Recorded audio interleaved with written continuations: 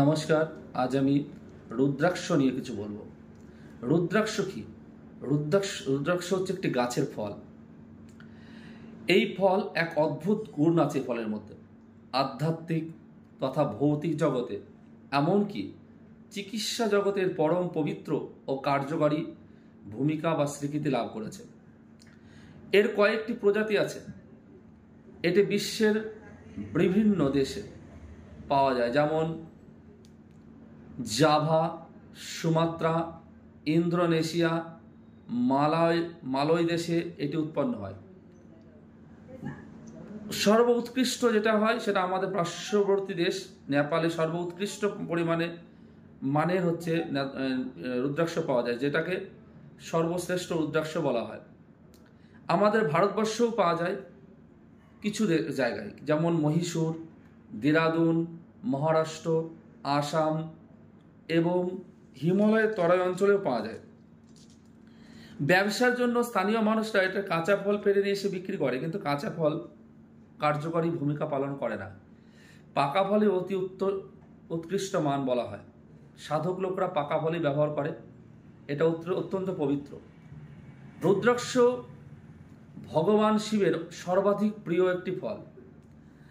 এই ফলের জন্য এটি তার এত প্রিয়, ভগবানের এত প্রিয় যে এই প্রতিটি দানায় শিবের অবস্থান। এই কারণে রুদ্রাক্ষকে লোকেরা শিবলিঙ্গের ন্যায় ভক্তি ভরে পূজা করে। রুদ্রাক্ষ ভগবান শিবের সর্বাধিক প্রিয় বস্তু।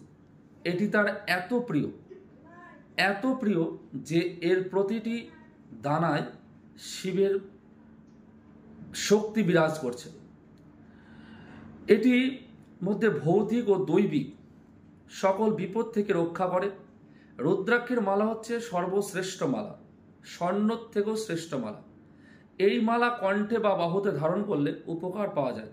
বর্তমানে চিকিৎসা বিজ্ঞানও স্বীকার করেছে যে রুদ্রাক্ষের দানার মধ্যে এমন এক প্রকার অদ্ভুত চৌম্বকীয় এবং বৈদ্যুতিক শক্তি নিহিত আছে যে তার ফলে এর ধারক অনেক প্রকারে লাভবান হয়।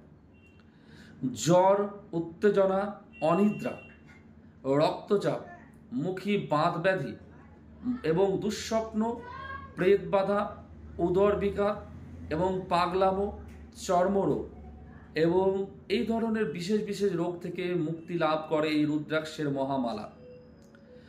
এর প্রভাব অপরিসীম। অ্যালোপ্যাথি চিকিৎসক এটির কার্যকারিতা স্বীকার করেছে।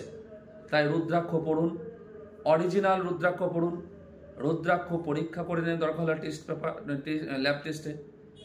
রুদ্রাক্ষ পাকা ফল পড়ার চেষ্টা করুন। উৎকৃষ্ট মানের রুদ্রাক্ষ পড়ুন। রুদ্রাক্ষ আবার ভদ্রাক্ষ বলা হয়, ভদ্রাক্ষ বলে একটা প্রোডাক্ট আছে, সেটা নেবেন না। রুদ্রাক্ষ নিয়ে পড়ুন। রুদ্রাক্ষর ভীষণ উপকারিতা।